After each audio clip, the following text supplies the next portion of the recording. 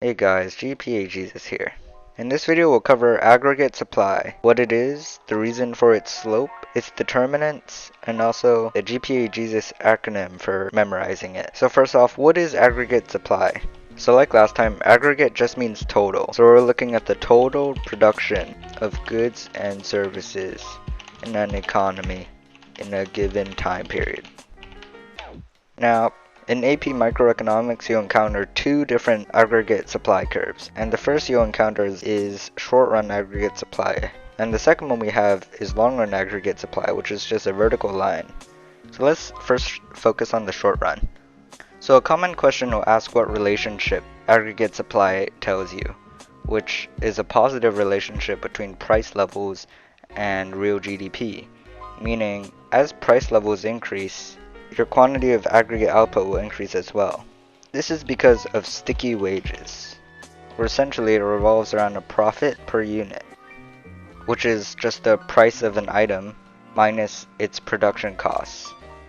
Which, if you think about it, if it takes $4 to create an item and you sell it for $5, you've earned $1 profit. However, if your production cost is higher, then you're getting less profit, so a seller is less incentivized to produce more of a good. Much of production cost is due to the wages of workers. And unlike regular costs, many of those wages don't fluctuate with price levels, since many of them are built off of previously signed contracts. And these contracts, even though they can change, they don't change very often, which is why wages are sticky. And so these sticky wages will pose as a fixed cost, meaning so even if price levels will drop, much of the production cost will still remain the same as earlier, and so producers will earn less profit per unit, and therefore you'll notice a decrease in aggregate output due to lower price levels.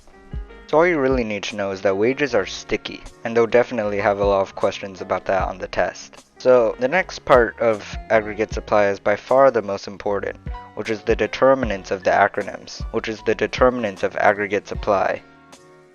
Now for short-run aggregate supply, there are 4 different determinants that you'll have to know. However, they really fall all under 3 categories, which the first being resource availability. So the first one we have is commodity prices. So what is a commodity? Commodities are essentially inputs in production of goods and services. So you could really call this determinant changes in input prices or resource prices. They're all interchangeable. And one thing to know when handling commodity price questions is they'll always ask you about oil. They don't judge my drawing, but they're seriously really obsessed with oil questions. So you have to know how to tackle those. If let's say the price of oil, which is this, increases, then short-run aggregate supply will shift to the left, or it will decrease, since oil would fall under a commodity, as it's an input to produce many goods. Making such an essential item as oil more expensive will mean producers will have less money to produce more goods, and so aggregate output will decrease. Get some practice with a lot of oil questions, because they'll definitely pop up. So the next we have is nominal wages, which also fall under resource availability. Even though we said that wages are quite sticky and fixed, they still change after enough time, or contracts when they're renegotiated. And if an employer demands higher wages, then you gotta pay them more, which will increase production cost.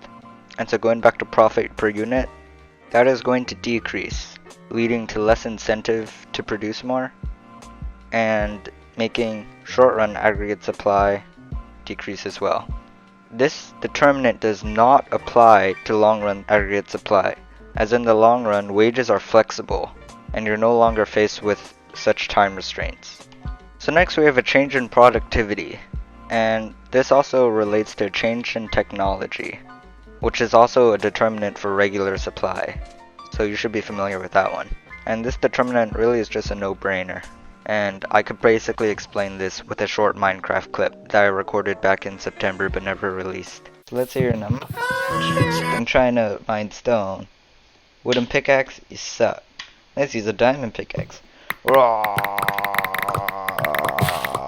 god, I kicked through the dirt fast too. Jesus Christ, what is this? Oh wait, I'm Jesus Christ. I'm Jesus so I'm not Jesus Christ. Okay, you get the point. But technology is not the only one. There are also other factors, such as regulations, as an example. Like one forcing workers to fill out mandatory forms, which will make them slower and therefore less productive.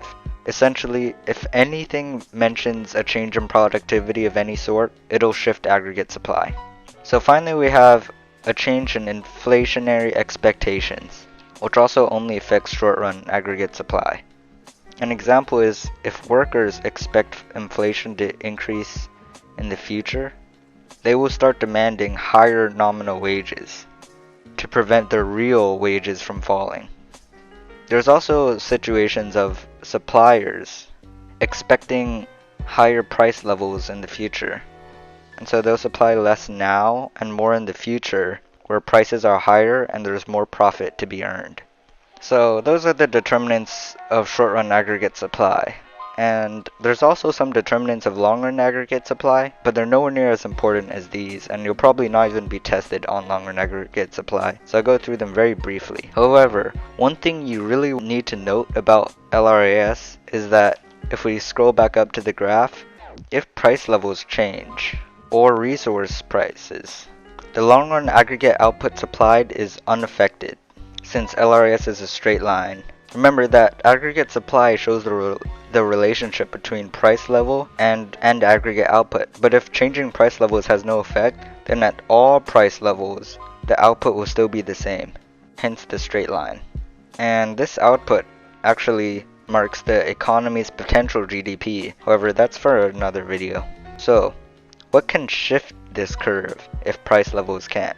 Once again, probably don't need this for the tests, but its determinants are quite similar, being a change in productivity, really concerns with technology again, changes in labor participation, and changes in stock of capital, or inputs. Since we can really imagine this from a PPC curve. If you remember, if a country like GPA Jesus Land suddenly got more resources, then their production possibilities curve will shift outward as they can produce more. But all of this is really too confusing. And as the messiah of acronyms, I cannot let you leave this video without having received my acronym blessings. So it's GPA Jesus acronym time. So scrolling back up, for short run aggregate supply, we have RIP. Let's see how we got that. So let's first grab W for nominal wages. And we already said commodity prices can be renamed to resource prices. So we'll take the R from that. We also got inflationary expectations. So we can take that I and a P for productivity. And what do we end up with? We end up with RIP. Like, you know when you rip paper, like some failed test or something? But instead you have a W in front. And then we can't leave long run aggregate supply out, which is affected by changes in labor participation, changes in stock of inputs, and productivity again. This should be obvious now, but LIP. So that's basically all you need to know for aggregate supply. If you think the video was too fast paced, watch it again. But at 1.25 times speed. Join the Discord cult where you can ask econ questions, or visit the GPA Jesus Academy incomplete website with a work in progress study guide for this unit. GPA Jesus out, I died for your grades.